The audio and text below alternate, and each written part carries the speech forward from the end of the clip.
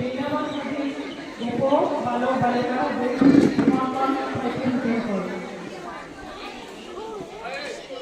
প্ৰতিবাদীসকলক সত্ৰীয়াসকল অকণমান মই মনোযোগেৰে শুনিবলৈ আহ্বান জনাইছোঁ। ইয়াৰ পৰা সত্ৰীয়া নৃত্য বুলিলে আমি মাত্ৰ কিতাপতহে পঢ়িবলৈ পাইছিলোঁ আৰু কিতাপত সত্ৰীয়া নৃত্য শ্ৰীমন্ত শংকৰদেৱ মাধৱগুৰু নামলৈ গুৰু আৰু বৃন্দাবন গোপ বালক বালিকা সমাগম হল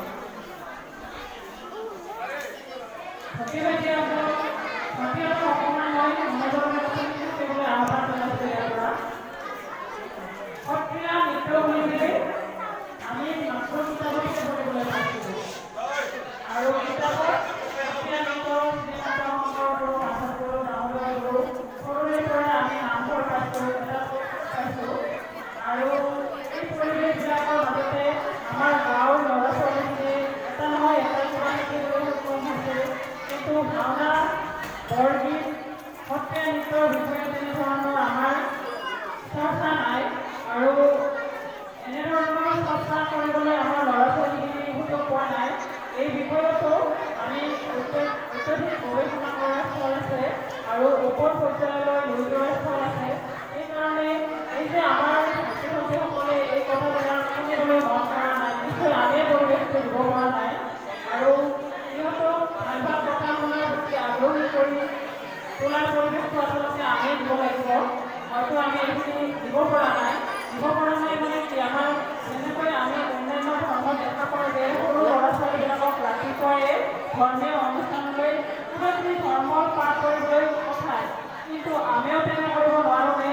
ধৰক বনমালা সতীমালাৰ কিছুমান সৰু সৰু পাঠ আমি ৰাতিপুৱা বা তেনেধৰণে মাহেকে পক্ষেকে আমাৰ ল'ৰা ছোৱালীবিলাকক কিতাপৰ আপোনাৰ ব্যৱস্থা কৰিব নোৱাৰোঁনে? ইয়াতে মই এইখিনিতে মই নিজে এই সমাজলৈ আমি ধন্য মানিছোঁ। সৰুৰ পৰাই মই এই সমাজৰ বিষয়ে শুনি আছিলোঁ।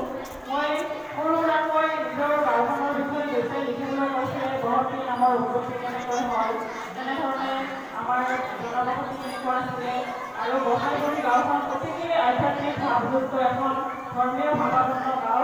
সৰুৰ পৰাই গোসাঁইগুৰিৰ মানুহখিনি মানুহৰ প্ৰতি বহুত শ্ৰদ্ধাশীল আৰু তেওঁলোকে ধৰ্মীয় ৰীতি নিয়মখিনি ধুনীয়াকৈ মানে আৰু আমাৰ এই গোসাঁইগুৰিৰ সীতাবাৰী বহতি এটা আমাৰ আগৰ পৰাই আন্তঃসম্বন্ধ আছে। কিন্তু দুখৰ বিষয়তে ৰাস্তা ঘাটবিলাক তেনেধৰণে মৰি যোৱাৰ কাৰণে আমাৰ সম্বন্ধবিলাক অলপ সৃষ্টি হ'ব ধৰিছে।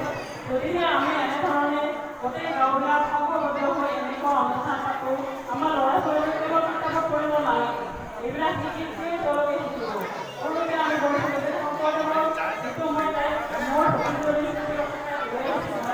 তাৰমানে মই দেখিছোঁ যে অত্যন্ত মই তাইক ভাৰত নৃত্যলৈ লৈ গৈছিলোঁ, তাৰপিছত বিহুলৈ গৈছিলোঁ, কিন্তু মই কেৱল টিভি আৰু অন্যান্য অনুষ্ঠানতে দেখিছোঁ। কিন্তু সত্ৰীয়া নৃত্যৰ ইমান নিয়ম আছে মানে মই এইবিলাক দেখি মই নিজেই ধন্য মানিছোঁ। আৰু আমাৰ এওঁলোক আইমাতৃ আমি মানে ভক্তপ্ৰাণত দুগৰাকী আইমাতৃ আহিছে আমাৰ মাজলৈ আৰু বাবাহঁত আহিছে। তেওঁলোকে যিবিলাক আমাক শিকাইছে, ল'ৰা ছোৱালীবিলাক যিবিলাক শিকাইছে আৰু বৰগীতৰ ইমান অসমীয়া ধাৰা মোৰ এনেকুৱা আছে যে ময়ে কিন্তু মই শিকিব নোৱাৰোঁ, তথাপি মোৰ ভাল লাগি গৈছে। তাৰমানে সেইকাৰণে মই মোৰ নিজৰ শ্ৰেণী আছিলে কথাৰ পৰা আহিছোঁ, মই পঢ়াই আনিছোঁ আৰু সত্ৰীয়া গীত বৰগীত সত্ৰীয়া নৃত্য বুলিলে হ'ল এটা উচ্চ আধ্যাত্মিক ভাৱসম্পন্ন এটা নৃত্য আৰু বৰগীত বুলিলে বৰগীত য'ত বৰ মানে ঔষধ সকলো ঠাইতকৈ ঔষধ স্থান আছে এই গানটো। গতিকে আমি